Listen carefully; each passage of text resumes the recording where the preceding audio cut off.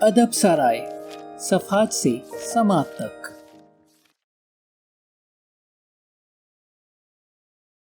اب تک کے ساتھ اور تعاون کا شکریہ، مزید تعاون کے منتظر۔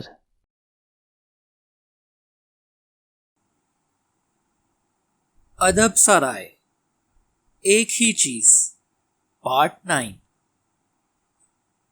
متوازن زندگی۔ سچائی دولت ہے، یہ ایک ناقابل حصول الجھا ہوا خواب ہے۔ کام اور زندگی کے درمیان توازن کی جستجو، جس طرح ہمارا خیال ہے، محض ایک شکست خوردہ مفروضہ نہیں بلکہ یہ ایک ضرر رساں تباہی ہے۔ Keith H Hammonds. زندگی میں کبھی قطعی توازن حاصل نہیں ہو سکتا، کبھی بھی نہیں، قطع نظر اس کے کہ یہ کس قدر قابل تصور معلوم ہوتی ہو۔ توازن کی حالت ایک بہت ہی مختلف چیز ہے، توازن حاصل کرنے کا عمل ایک بہت ہی مختلف چیز ہے۔ اگر ہم کسی اسم پر غور کریں، توازن عملی طور پر فعل کے طور پر استعمال ہوتا ہے، ایک ایسی چیز جسے ہم بالآخر حاصل کر لیتے ہیں۔ در حقیقت توازن ایک ایسی چیز ہے جسے ہم متواتر انجام دیتے ہیں۔ ایک متوازن زندگی محض ایک فسانہ ہے، ایک گمراہ کن تصور ہے جسے عام طور پر ایک اہم اور قابل حصول مقصد گردانا جاتا ہے، لیکن اس پر کبھی حقیقت میں غور نہیں کیا جاتا۔ میں چاہتا ہوں کہ آپ اس پر غور کریں، میں چاہتا ہوں کہ آپ اسے چیلنج کریں، میں چاہتا ہوں کہ آپ اسے مسترد کر دیں۔ متوازن زندگی محض جھوٹ ہے، توازن کا نظریہ محض ایک نظریہ ہی ہے۔ فلسفے میں سنہری راستہ ایک ایسی درمیانی راستہ ہے جو قطبی انتہاؤں کے درمیان واقع ہے، اور ایک ایسا تصور ہے جسے دو مقامات کے درمیانی مقام کو بیان کرنے کے لیے استعمال کیا جاتا ہے، جو کسی بھی حالت سے کہیں زیادہ مطلوب ہو۔ یہ ایک بہت ہی شاندار خیال ہے، لیکن عملی نوعیت کا حامل نہیں۔ یہ نظریہ مثالی تو ہے لیکن حقیقت نہیں، کیونکہ زندگی میں توازن کا کہیں وجود نہیں۔ جس طرح اس کا تصور بہت ہی مشکل ہے، کم و بیش اس پر یقین کرنا بھی محض اس وجہ سے بہت مشکل ہے کہ ایک شخص عام طور پر اسی حسرت میں مبتلا نظر آتا ہے کہ مجھے زیادہ سے زیادہ توازن درکار ہے، جو ایک ایسا مشترک اور عام نظریہ ہے جس کا عام زندگیوں میں وجود نہیں ہوتا۔ ہم توازن کے متعلق اس قدر زیادہ سنتے ہیں کہ ہم سمجھ لیتے ہیں کہ یہ عین وہی چیز ہے جس کی ہمیں تلاش ہے، لیکن ایسا قطعاً نہیں۔ مقصد، ذریعہ، اہمیت، انہی عناصر سے ایک کامیاب زندگی تشکیل پاتی ہے۔ جب آپ یہ عناصر تلاش کر لیں گے تو پھر زیادہ سے زیادہ یقینی طور پر آپ ایک غیر متوازن زندگی بسر کرنا شروع ہو جائیں گے۔ اپنی ترجیحات کو عملی جمع پہنانے کی خاطر ایک اندیکھی درمیانی لکیر عبور کرنا شروع ہو جائیں گے۔ اپنے ترجیحی اور اہم ترین کاموں کو اپنا بھرپور وقت دینے کا عمل ایک بھرپور زندگی کا عکاس ہے، اور آپ کو معلوم ہو جاتا ہے کہ آپ کی نظر میں آپ کی متوازن سرگرمیاں اور افعال کون سے ہیں۔ غیر معمولی نتائج کے لیے مرکوز توجہ اور وقت درکار ہے۔ ایک چیز پر توجہ مرکوز کرنے کے وقت سے یہ مراد ہے کہ ایک دوسرے کام پر کسی دوسرے وقت توجہ مرکوز کی جائے، اور یہ صورتحال توازن کو غیر ممکن بنا دیتی ہے۔ فسانے کی ابتدا۔ تاریخی طور پر اپنی زندگیوں میں توازن لانے کا عمل غور کرنے کے لحاظ سے بھی ایک نئی اور انوکھے استحقاق اور خصوصی حیثیت کا حامل ہے۔ ہزاروں برس سے ہی یہ زندگی میں کار فرما رہا ہے۔ اگر آپ کسی کام، شکار، کھیل، فصلوں کی کاشت یا مویشیوں کی افزائش نسل میں مصروف نہ ہوں تو آپ زیادہ عمر نہ پا سکیں گے، لیکن حالات تبدیل ہو چکے ہیں۔ جیرڈ ڈائمنڈ کی کتاب guns, germs and steel, the fates of human societies, جس نے پولیٹزر انعام حاصل کیا، ہمیں بتاتی ہے کہ کس طرح کھیتوں کے حوالے سے سرگرمیاں، جن کے ذریعے بہت سی غذائی اجناس پیدا ہوئیں، نے بالآخر پیشہ ورانہ مخصوص مہارت کو جنم دیا۔ 12,000 برس قبل اس کائنات میں موجود ہر شخص شکار کر کے اپنی خوراک حاصل کرتا تھا، لیکن اب ہم میں سے تقریباً ہر شخص یا تو کسان ہے یا پھر کسانوں کی اگائی ہوئی فصلوں سے خوراک حاصل کرتا ہے۔ چارے سے کھیت تک کے سفر نے لوگوں کو بتا دیا کہ عالم و فاضل اور کاریگر کیسے بنتے ہیں۔ کچھ لوگ اس لیے کام کرتے تھے کہ ہماری میزوں پر کھانا موجود ہو، جبکہ کچھ لوگ ہمارے لیے میز مہیا کرنے کا کام کرتے ہیں۔ پہلے تو اکثر لوگ اپنی ضروریات اور خواہشات کے مطابق کام کرتے تھے۔ ضروری نہیں کہ لوہار شام 5 بجے تک بھٹی پر ٹھہرتا، وہ اس وقت تک جا سکتا تھا جب اس کے گھوڑے کے کھروں کے نال تیار ہو جاتے۔ تب 19ویں صدی کی انڈسٹریلائزیشن نے پہلی بار کسی ایک کے لیے بہت سے مزدوروں کو کام کرتے دیکھا۔ یہ کہانی مشکل اور سخت گیر افسران رات دن کام اور روشن کارخانوں سے شروع ہوئی، جن کے نزدیک دن رات کا کوئی تصور نہیں تھا، اور اس صورتحال کا نتیجہ یہ برآمد ہوا کہ 20ویں صدی میں وسیع پیمانے پر بہت سی ایسی تحریکیں شروع ہوئیں جن کا مقصد یہ تھا کہ کارکنوں کے حقوق کا تحفظ کیا جائے اور ان کے اوقات کار محدود کیے جائیں۔ لیکن کام اور زندگی میں توازن کی اصطلاح سن 1980 کی دہائی کے وسط تک ہی وضع کی جا سکی، جب شادی شدہ خواتین کی نصف تعداد افرادی قوت میں شامل ہو گئی۔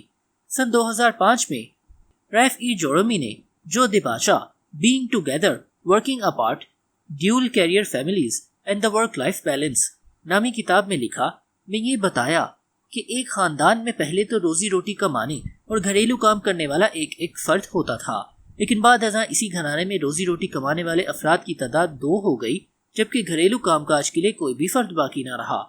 ہر سمجھدار شخص یہ جانتا ہے کہ کون ابتدا ہی میں زائد کام کی طرف متوجہ ہو جاتا تھا۔ تاہم سن 1990 کی دہائی میں کام اور زندگی میں توازن فوری طور پر مردوں کے لیے بھی ایک اصولی قول بن گیا۔ دنیا بھر کے صفحے اول کے 100 اخبارات اور جرائد کے ایک جائزے سے یہ ظاہر ہوا کہ اس موضوع کے متعلق مضامین میں ایک ڈرامائی اضافہ ہو گیا، جب 1986 سے سن 1996 کی دہائی میں محض 32 مضامین لکھے گئے، لیکن صرف سن 2000 کے سال میں ان مضامین کی تعداد 1674 تک بڑھ گئی۔ یہ غالباً کوئی اتفاق نہیں کہ تکنیکی مہارتوں میں اضافے کے باعث اس نظریے کو تقویت پہنچی کہ ہماری زندگی میں کسی چیز کی کمی ہے۔ پر ہوئی جگہ اور چند محدودات یہ کام کر دیں گے۔ ہماری زندگیوں میں کام یا ملازمت اور زندگی میں توازن، جو ایک حقیقی مسئلے کی حیثیت سے ہماری اذہان میں نقش ہو چکا ہے، نے واضح طور پر ہمارے اذہان اور تصورات پر قبضہ جما لیا ہے۔ حالیہ برسوں میں اخبارات اور میگزینز میں ورک لائف بیلنس کے ذکر میں بے حد اضافہ ہوا ہے۔ مڈل مینجمنٹ توازن کی خواہش سمجھ میں آتی ہے جب ہر کام کرنے کے لیے وقت وافر ہو، ہر چیز بر وقت انجام پاتی ہے۔ یہ متاثر کن معلوم ہوتا ہے کہ جب ہم محض اس کے متعلق سوچتے ہی ہیں تو یہ ہمیں خوشگوار اور پرامن معلوم ہوتی ہے۔ یہ سکون اس قدر قطعیت کا حامل ہوتا ہے کہ ہم یہ جان لیتے ہیں کہ یہ ایک طرز زندگی ہے، لیکن ایسا نہیں۔ اگر آپ اعتدال کو توازن سمجھتے ہیں تو پھر ہماری غیر متوازن صورتحال اس وقت واقع ہوتی ہے جب ہم اعتدال سے پرے ہٹ جاتے ہیں۔ جب آپ اعتدال سے بہت دور جائیں تو اس سے مراد یہ ہے کہ آپ انتہاؤں میں رہ رہے ہیں۔ متعدل زندگی بسر کرنے میں ایک مسئلہ یہ ہے کہ ہم کسی بھی چیز کی انجام دہی کے متعلق اپنے وقت کی غیر معمولی منصوبہ بندی نہیں کر پاتے۔ بیک وقت تمام کام انجام دینے کی کوشش میں ہر کام پایا تکمیل تک نہیں پہنچ سکتا، اور نہ ہی اس سے کچھ حاصل ہوتا ہے۔ بعض اوقات کام پایا تکمیل تک پہنچ جاتا ہے اور بعض اوقات نہیں۔ اس امر کا علم کہ کب اعتدال اختیار کیا جائے اور کب انتہاؤں کی طرف جایا جائے، آپ کی طرف سے حقیقی فہم و فراست حاصل کرنے کی نشانی ہے۔ اعتدال اور وقت کا مناسب اور ہم آہنگ استعمال غیر معمولی نتائج کا حامل ہوتا ہے۔ متوازن زندگی گزارنے کا مطلب ہے کہ کبھی کسی انتہا کو نہ چھوا جائے۔ یہ وجہ کہ ہمیں توازن کی تک ودو نہیں کرنی چاہیے کہ متعدل صورتحال کبھی واقع نہیں ہوتی، بلکہ جادو ہمیشہ انتہائی صورتحال کے موقع پر نمودار ہوتا ہے۔ اس ضمن میں پریشان امر یہ ہے کہ انتہاؤں کی تلاش کے لیے تک ودو واقعی حقیقی مسئلہ ہے۔ ہم فطری طور پر اس ادراک کے حامل ہیں کہ کامیابی ہمیشہ بیرونی سرے پر موجود ہوتی ہے، لیکن ہمیں اس امر کا ادراک نہیں کہ ہم ان بیرونی سروں پر کامیابی کیسے حاصل کریں۔ انتہاؤں کی جستجو اپنے ساتھ مسائل لاتی ہے۔ جب ہمارے کام کے اوقات بڑھ جاتے ہیں، اس کا نتیجہ یہ ہوتا ہے کہ ہماری زندگی میں بے شمار مسائل پیدا ہو جاتے ہیں۔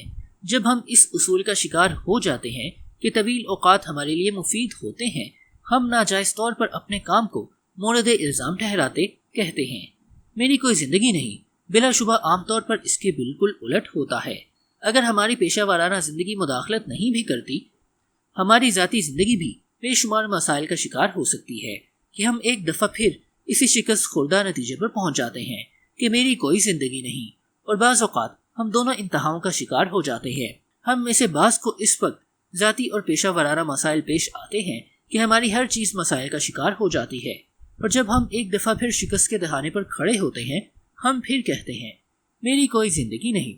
جس طرح ہم متعدل انداز میں کام کرتے ہیں، اسی طرح انتہاؤں میں کام کرنے سے مراد ایک ایسی معتدل مینجمنٹ ہے جو ہماری زندگی میں ہمیشہ کار فرما رہتی ہے۔ وقت کسی کا انتظار نہیں کرتا۔ ایک دفعہ میری اہلیہ نے مجھے اپنی ایک سہیلی کا قصہ سنایا۔ اس سہیلی کی والدہ اسکول میں استانی اور اس کا والد کسان تھا۔ انہوں نے اپنی تمام زندگی بچت کی تاکہ ریٹائرمنٹ کے بعد خوشحال زندگی گزار سکیں اور دنیا کی سیر کر سکیں۔ اس خاتون کو اپنی والدہ کے ساتھ وہ خریداری بہت زیادہ خوشی اور اشتیاق کے ساتھ یاد تھی جب وہ کپڑوں کی مقامی دکان پر جاتی، جہاں سے وہ کچھ کپڑے اور نمونے خریدتی۔ ماں نے وضاحت کرتے ہوئے بتایا کہ جب وہ ریٹائر ہو جائے گی یہ اس کے سفری لباس ہوں گے۔ وہ کبھی بھی اپنی ریٹائر کی عمر کو نہیں پہنچی۔ تدریس کے آخری سال میں اسے سرطان کا مرض لاحق ہو گیا اور وہ انتقال کر گئی۔ والد نے یہ سمجھتے ہوئے وہ رقم خرچ کرنے کے لیے کبھی نہ سوچا جو انہوں نے بچائی تھی کہ یہ ان کی رقم ہے اور وہ اب اس کے ساتھ مل کر خرچ کرنے کے لیے موجود نہیں۔ جب والد بھی فوت ہو گئے اور میری اہلیہ کی سہیلی نے اپنے والدین کے گھر کی صفائی ستھرائی کرنا چاہی، اسے کپڑوں اور نمونوں سے بھرا ہوا ایک صندوق ملا۔ باپ نے اسے کبھی صاف نہیں کیا تھا، وہ اسے صاف کر بھی نہیں سکتا تھا۔ یہ بہت سی یادوں کا امین تھا۔ یہ صندوق اس کے لیے ان تمام وعدوں کے مانند تھا جو اس کی زندگی پر بہت بھاری تھے۔ وقت کسی کا انتظار نہیں کرتا۔ کسی چیز کو انتہا یا آخر تک دھکیلیں کیوں کہ التوا مستقل ثابت ہو سکتا ہے۔ کسی زمانے میں ایک بہت ہی کامیاب بزنس مین میرا دوست تھا جو تقریباً اپنی تمام زندگی دن رات کام کرتا رہا۔ اپنے اس موقف میں بہت مخلص تھا کہ وہ یہ سب کچھ اپنے گھرانے کے لیے کر رہا ہے، اور جب وہ یہ سب کچھ کر چکے گا وہ سب اس کی محنت کا پھل کھائیں گے، اکٹھے وقت گزاریں گے، اکٹھے سیاحت کریں گے اور وہ تمام کام کریں گے جو وہ اپنی زندگی میں نہیں کر سکے۔ اپنی کمپنی کی تعمیر و ترقی میں برس ہا برس صرف کرنے کے بعد اس نے حال ہی میں اپنی کمپنی فروخت کر دی اور اب یہ سوچنے اور بات کرنے لگا کہ اب وہ کیا کام کرے۔ میں نے اس سے پوچھا کہ زندگی کیسی گزر رہی ہے اور اس نے انتہائی فخر سے کہا کہ زندگی بہت اچھی گزر رہی ہے۔ جب میں اپنا کاروبار بڑھا رہا تھا میں کبھی کبھار ہی اپنے گھر جاتا اور شاذ و نادر ہی اپنے گھرانے سے ملاقات کرتا، اس لیے اب میں تعطیلات میں ان کے ساتھ ہوں اور اس گزرے ہوئے وقت کی تلافی کر رہا ہوں جو میں ان کے ساتھ گزار نہیں سکا تھا۔ تمہیں معلوم ہے کہ یہ سب کیسے ہوا؟ اب یوں ہے کہ میرے پاس دولت اور وقت ہے اور اب میں ان گزرے برسوں کو واپس لا رہا ہوں۔ کیا آپ کا واقعی یہی خیال ہے کہ آپ کسی بچے کو اس کے بچپن میں سنائی گئی کہانی یا اس کی سالگرہ کی یادوں کو واپس لا سکتے ہیں؟ 5 سالہ بچے کی تقریب سالگرہ جہاں اس کے تصوراتی دوست موجود ہوں، یا ہائی اسکول میں بچے کے دوستوں کے ساتھ رات کے کھانے کو آپ واپس لا سکتے ہیں؟ کیا آپ چھوٹے بچے کی طرف سے کھیلتے ہوئے فٹ بال میچ کے موقع پر اس کے بڑے بھائی کی موجودگی واپس لا سکتے ہیں؟ کیا آپ خدا کے ساتھ ایک معاہدہ طے کر سکتے ہیں کہ وہ آپ کے لیے وقت روک دے، ایک ایسی اہم تقریب کو وقت کی گرد سے محفوظ کر دے جس میں آپ شرکت کے لیے تیار تھے؟ جب آپ اپنے وقت کے ساتھ جوا کھیلتے ہیں تو پھر آپ وقت پر ایک ایسی شرط لگا رہے ہوتے ہیں جسے آپ پوری نہیں کر سکتے۔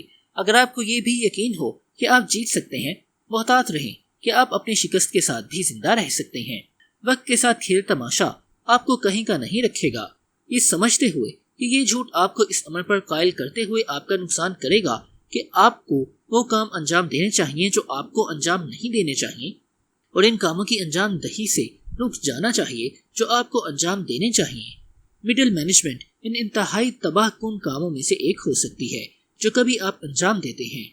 آپ وقت کی ناگزیر ضرورت سے انکار نہیں کر سکتے۔ اس لیے اگر توازن کا حصول ایک جھوٹ ہے تو پھر آپ کا رویہ کیا ہوگا؟ عدم توازن۔ توازن کی جگہ کاؤنٹر توازن استعمال کریں، اور پھر اس صورتحال کے تحت آپ جو بھی کام انجام دیں گے وہ معقولیت پر مبنی ہوں گے۔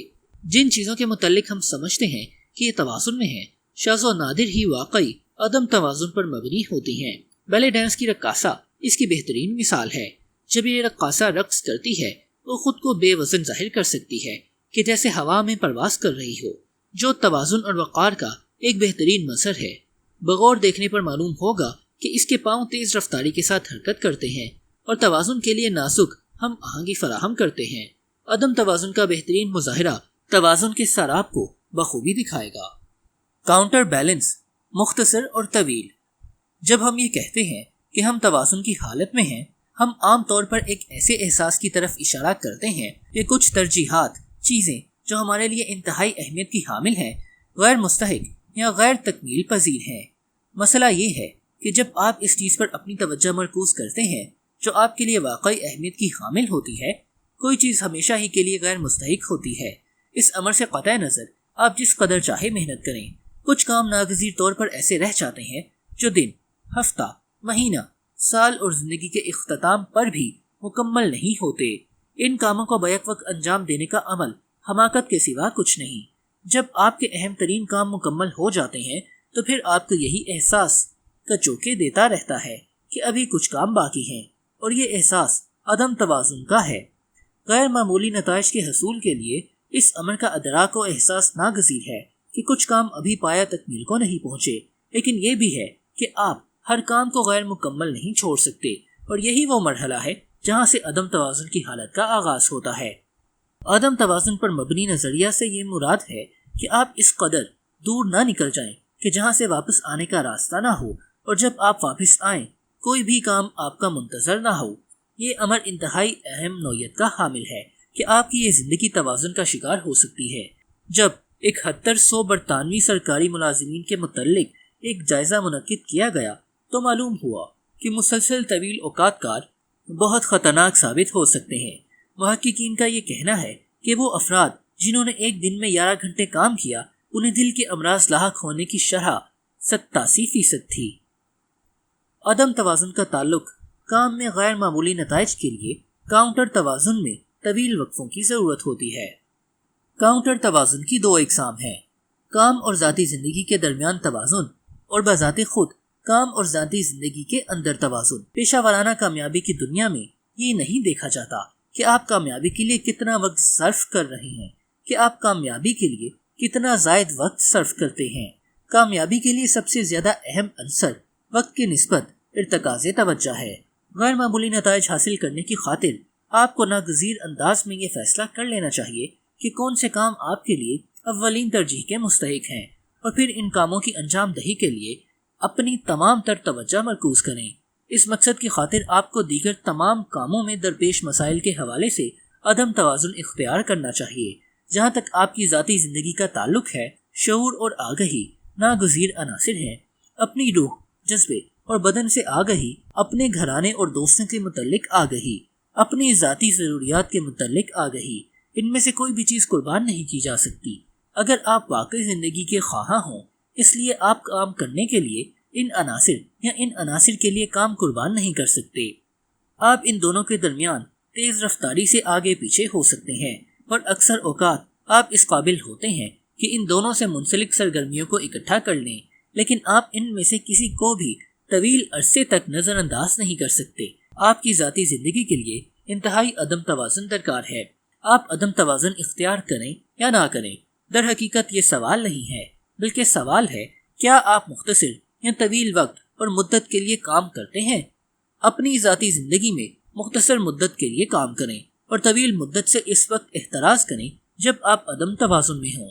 جب آپ مختصر مدت کے لیے کام کرتے ہیں تو پھر آپ کا رابطہ ان تمام چیزوں سے ہو جاتا ہے جو آپ کے لیے انتہائی اہمیت کے حامل ہوتے ہیں، اور پھر انہی کاموں کی انجام دہی کے لیے پیش رفت کریں۔ اپنی پیشہ ورانہ زندگی میں طویل مدت کے لیے کام کریں، اور اس نظریے سے اطمینان محسوس کریں کہ غیر معمولی نتائج کے حصول کی خاطر آپ طویل عرصے کے لیے عدم توازن کی حالت میں رہیں۔ طویل مدت کے لیے کام کرنے کے ذریعے آپ میں ارتکاز توجہ کی صلاحیت پیدا ہو جاتی ہے کہ آپ اپنے لیے انتہائی قابل ترجیح کاموں کے متعلق فیصلہ کر سکیں۔ اپنی ذاتی زندگی میں پیچھے کوئی چیز باقی نہیں رہ جاتی، کیونکہ عین کام کے وقت یہ درکار ہوتی ہے۔ اپنے ناول سوزینس ڈائری فار نکولس میں جیمز پیٹرسن انتہائی مہارت سے ہمیں بتاتا ہے کہ ہماری ذاتی اور پیشہ ورانہ زندگی کی توازن کی ذمہ داری سرگرمی میں ہماری ترجیحات کہاں پوشیدہ ہیں۔ ذرا تصور کریں کہ زندگی ایک ایسا کھیل ہے جس میں آپ 5 گیندوں کو اچھال کر کھیلتے ہیں۔ ان گیندوں کو کام، خاندان، صحت، دوست اور ایمانداری کہتے ہیں، اور آپ ان سب کو سارا وقت ہوا میں اچھالے رکھتے ہیں، لیکن ایک دن آپ بالآخر اس نتیجے پر پہنچتے ہیں کہ کام ربڑ کا گیند ہے کہ اگر یہ زمین پر گر جائے یہ پلٹ کر واپس آ جاتا ہے۔ دیگر 4 گیند، خاندان، صحت، دولت اور ایمانداری، شیشے کے بنے ہوتے ہیں۔ اگر ان میں سے ایک بھی گر جائے یہ ناگزیر طور پر ٹوٹ جائے گا۔ زندگی ایک متوازن عمل ہے۔ توازن کا سوال واقعی ترجیحات کا سوال ہے۔ جب آپ اپنی زبان توازن سے ترجیح کی طرف بدلتے ہیں، آپ اپنے مقصد کو کہیں زیادہ صاف اور شفاف انداز میں دیکھ سکتے ہیں اور اپنی منزل کی تبدیلی کے لیے دروازہ کھول لیتے ہیں۔